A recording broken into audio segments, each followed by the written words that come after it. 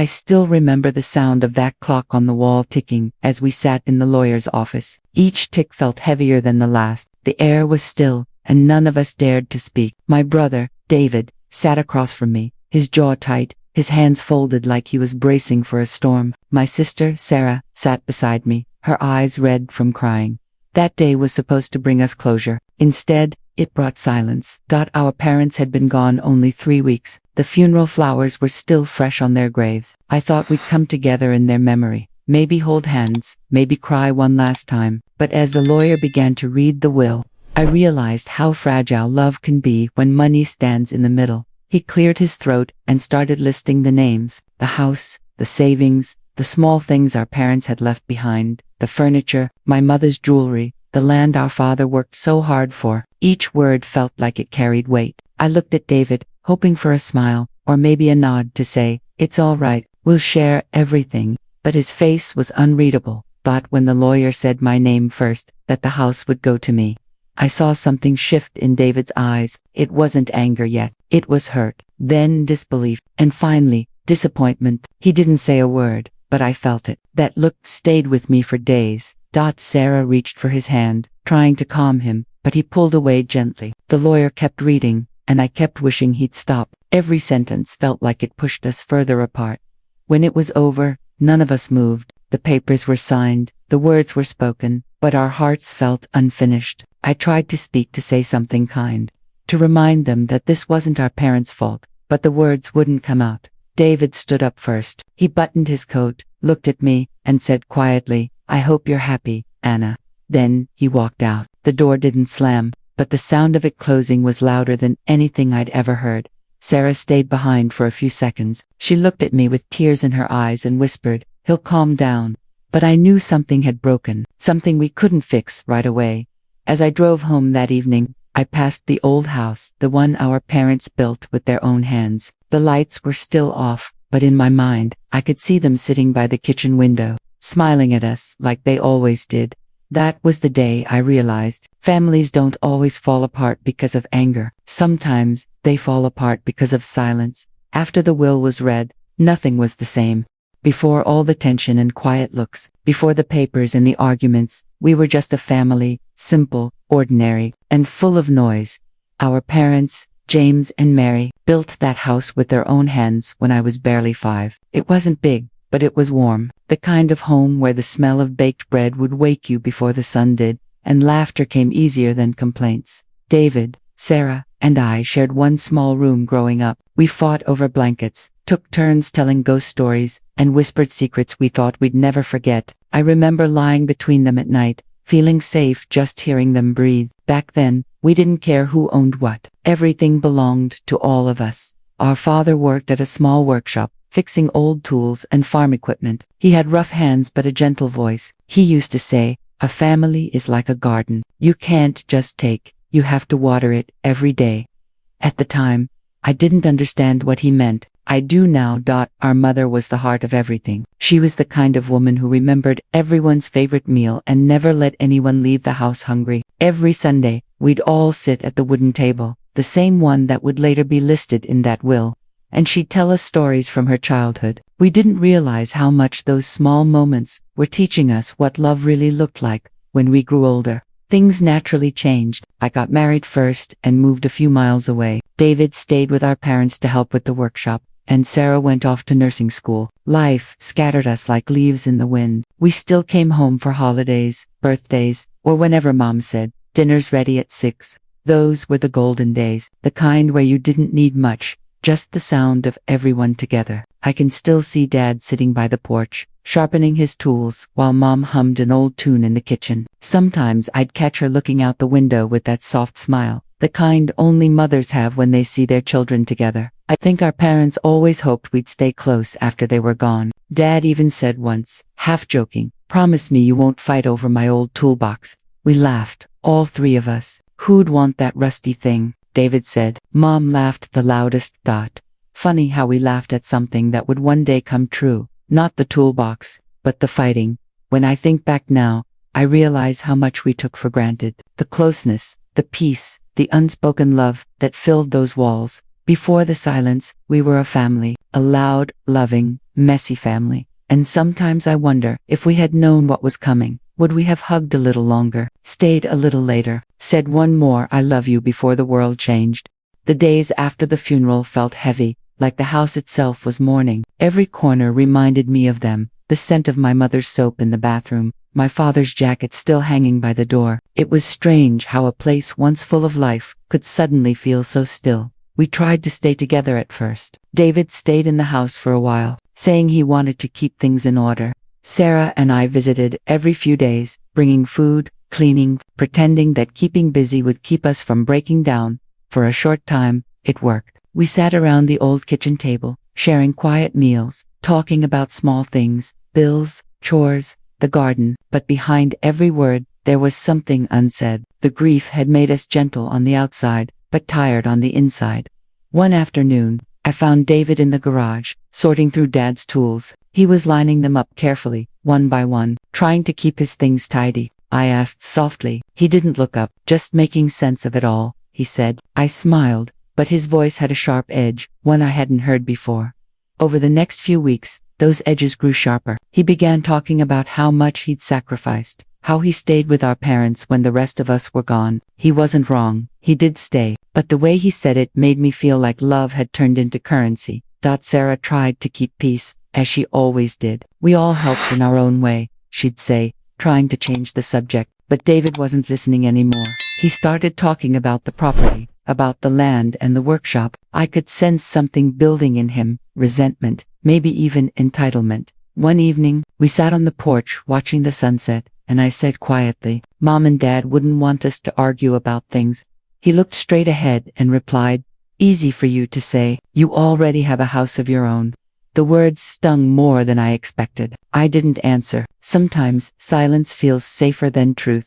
After that, he started keeping his distance. The phone calls became shorter. The dinners stopped altogether. Sarah and I still visited the house, but it was different. The warmth was gone. It felt like walking through a memory that no longer belonged to us. One night, Sarah called me crying. "He said he wants to talk to a lawyer," she whispered. My heart sank. I wanted to believe it was just his grief talking, that losing our parents had confused him, that he didn't mean it. But deep down, I knew. The love that once tied us together was slowly unraveling, thread by thread. I stood by the window that night, looking at the stars, and whispered to the sky, "Please, don't let us fall apart." But grief has its own way of testing what love can endure, and ours was just beginning to break. It's strange how families can drift apart without anyone ever raising their voice. No slammed doors, no shouting, just quieter dinners, longer silences, and eyes that stop meeting across the table. That's what happened with us. David and I still spoke, but it was different now, polite, measured, almost cold. Every conversation felt like walking on thin ice, afraid that one wrong word might make it crack. Sarah did her best to keep things normal. She invited us both for tea on weekends, trying to rebuild what was slowly fading. I'd bring pastries. David would bring excuses. He came less and less, saying he was busy managing the workshop. When he did come, his mind was elsewhere, his eyes scanning the house, his words distant. One afternoon, Sarah and I were cleaning the living room when I overheard David on the phone. His voice was low, but sharp. "I'm not letting her take everything," he said. At first, I thought I'd misheard, but when I realized he was talking about me, my hands froze. I didn't confront him then. I just kept folding the blanket in my hands, pretending I didn't hear. That night, I couldn't sleep. I lay in bed thinking about every moment we'd shared, the birthdays, the laughter, the times I stood up for him when we were kids. How could he see me as the enemy now? A few days later, I tried to talk to him. I asked if everything was all right, if we could sit down and go through things together. He sighed and said, "Anna, you don't understand. I was the one who stayed. I was the one who took care of them. I deserve more."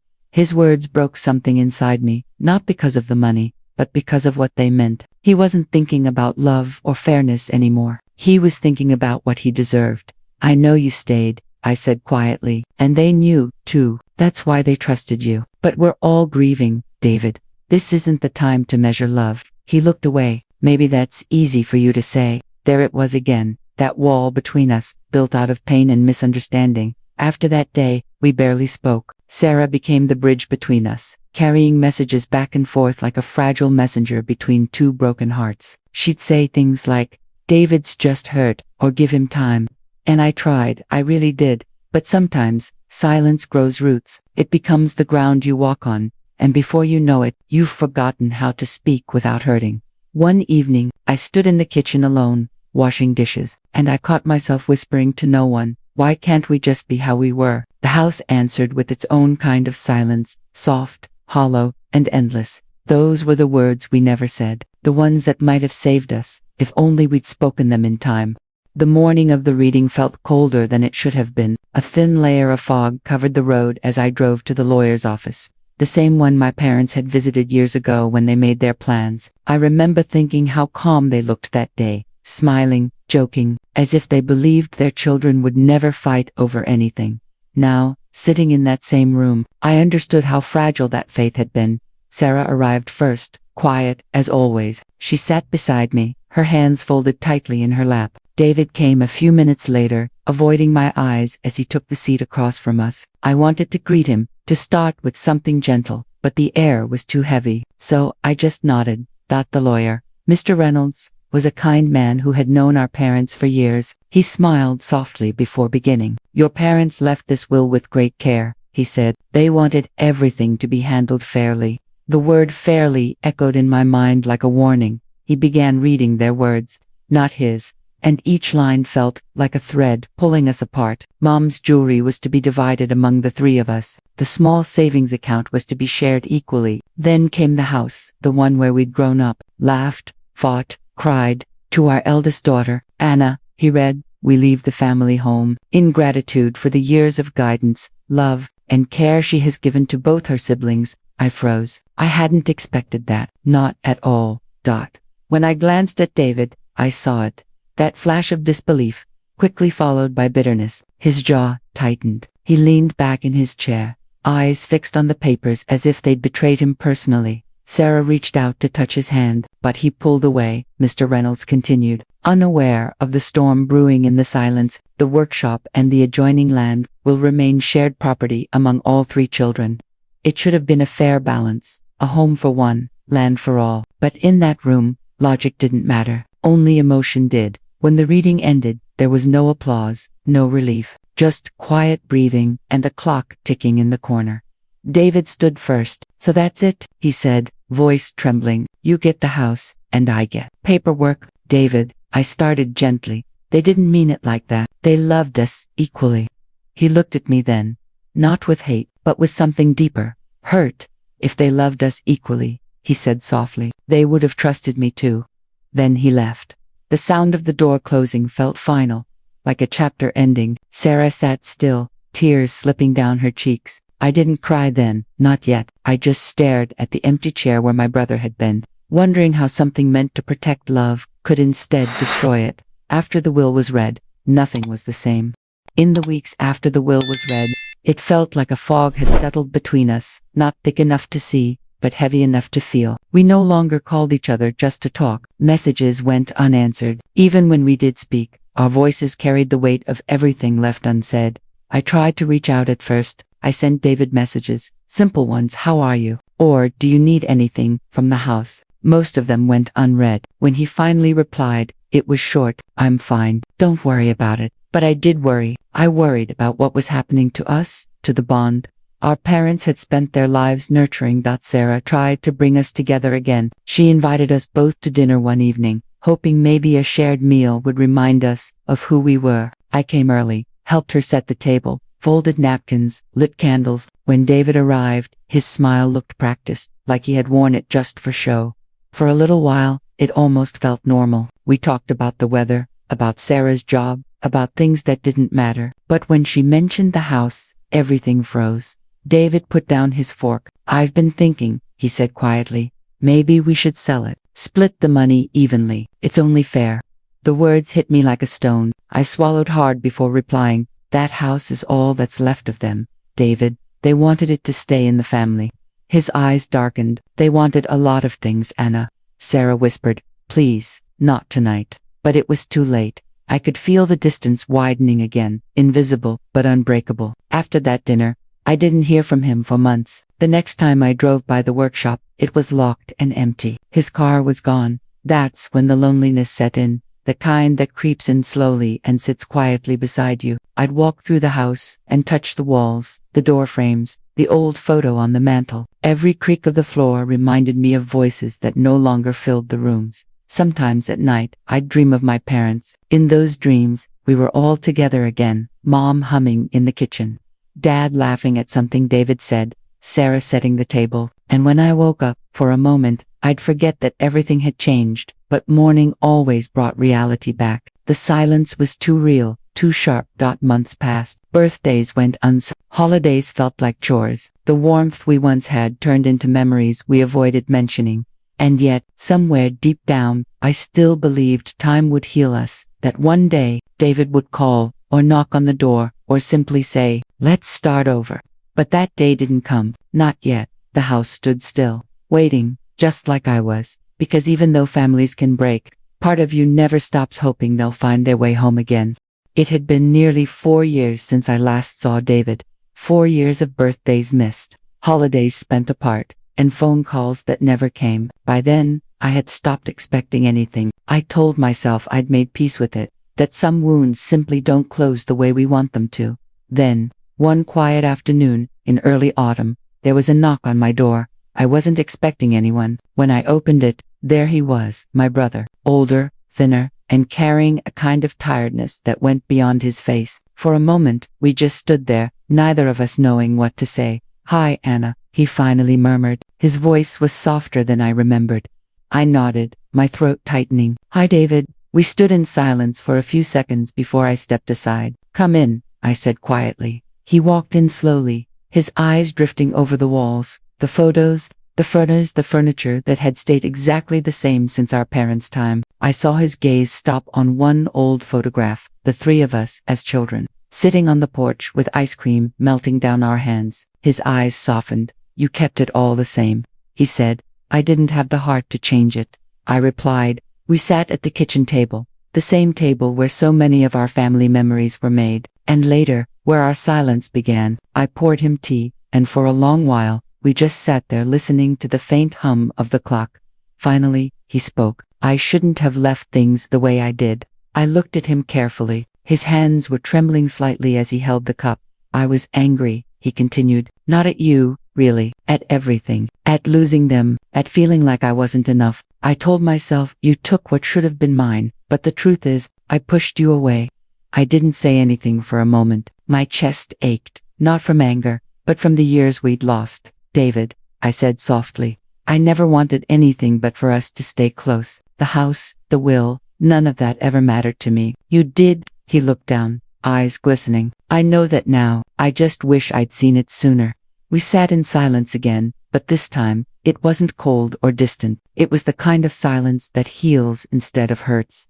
After a while, he smiled faintly. Do you think Mom and Dad would forgive me? I reached across the table and took his hand. They already have. They always did. Outside, the afternoon light was turning golden, spilling gently through the window. For the first time in years, the house didn't feel empty. It felt like home again. Sometimes, forgiveness doesn't come with grand gestures or perfect words. Sometimes it comes quietly, with a knock on the door, a shared cup of tea, and the courage to say, I'm sorry. It's been months since David came back that afternoon. Since then, life has softened in ways I didn't expect. We don't talk every day, but we talk enough. Sometimes he calls just to ask what I cooked for dinner. And I can hear a gentleness in his voice that wasn't there before.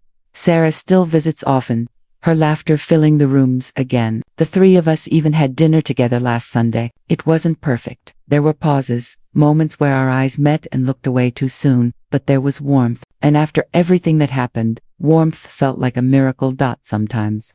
After they leave, I sit alone in the quiet and think about everything we went through. How easily love can be buried under pride. How grief can twist our hearts until we forget who we are to one another. And how, somehow, time gives us a chance to find our way back. I've come to realize that forgiveness isn't something that happens in a single moment. It's a slow rebuilding, like mending a cracked wall, one gentle stroke at a time. Every phone call, every kind word, every shared silence is another brick laid back into place. One evening, David and I went to visit our parents' graves together. It was his idea. We stood there quietly, watching the sunset bleed into the horizon. After a long pause, he whispered, "I thought I'd feel ashamed coming here."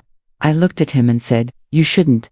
They loved you no matter what. That's what parents do." He smiled, small, but real. "And you?" he asked. I never stopped. I said, "I just missed you."